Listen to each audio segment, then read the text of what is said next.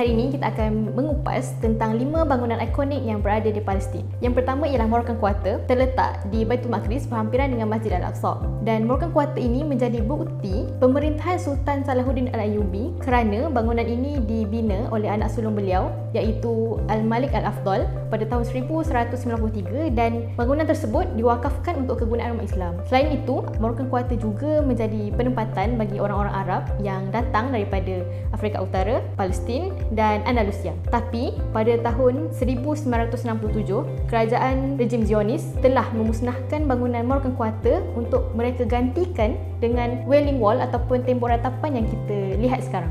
Seterusnya kita bercakap berkenaan Masjid Al-Aqsa. Ia dirobohkan dan dibangunkan semula ketika zaman pemerintahan Saidina Umar Al-Khattab selepas beliau mengalahkan ataupun menumpaskan tentera Byzantine. Kebanyakan rakyat Malaysia hanya beranggapan bahawa Masjid Al-Aqsa ini adalah sebuah masjid. Tapi sebenarnya Masjid Al-Aqsa ini adalah satu kompleks. Di dalamnya terdapat banyak bangunan, antaranya Masjid Al-Qibli dan Dome of the Rock. Masjid Al-Aqsa ini menjadi kiblat pertama sebelum ditukarkan kepada Kaabah. Ini adalah simbolik kenapa Masjid Al-Aqsa sangat-sangat penting bagi umat Islam sampai sekarang. Seterusnya kita berpindah kepada Dome of the Rock ataupun kita panggil Qubbatus Sahra. Qubbatus Sahra ini terletak di Baitul Maqdis di dalam kompleks Masjid Al-Aqsa itu sendiri.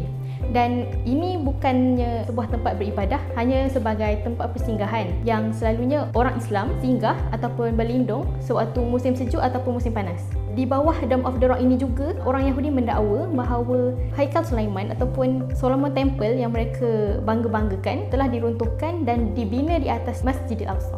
Seterusnya kita berpindah kepada Masjid At-Tafar Damri. Masjid ini, kebanyakan penduduk di sana menggelarkan masjid ini Qazmari. Dan di dalam masjid tersebut ada banyak bahagian. Antara bahagian yang terdapat di dalamnya adalah perpustakaan kecil, ruang solat wanita, ruang untuk menghafaz Al-Quran dan juga makam putera Mamluk. Dan masjid ini dibina oleh putera Mamluk iaitu Shihab ad-Din Ahmad bin Azafir Tafar Damri. Masjid ini membuktikan bukti pemerintahan Kesultanan Mamluk yang berasal daripada Turki Uthmaniyah. Namun pada tahun 2014, masjid ini telah dimusnahkan oleh tentera rejim Zionis bersama masjid-masjid yang terkenal yang lain. Antara masjid yang diruntuhkan ialah Masjid Mahkamah.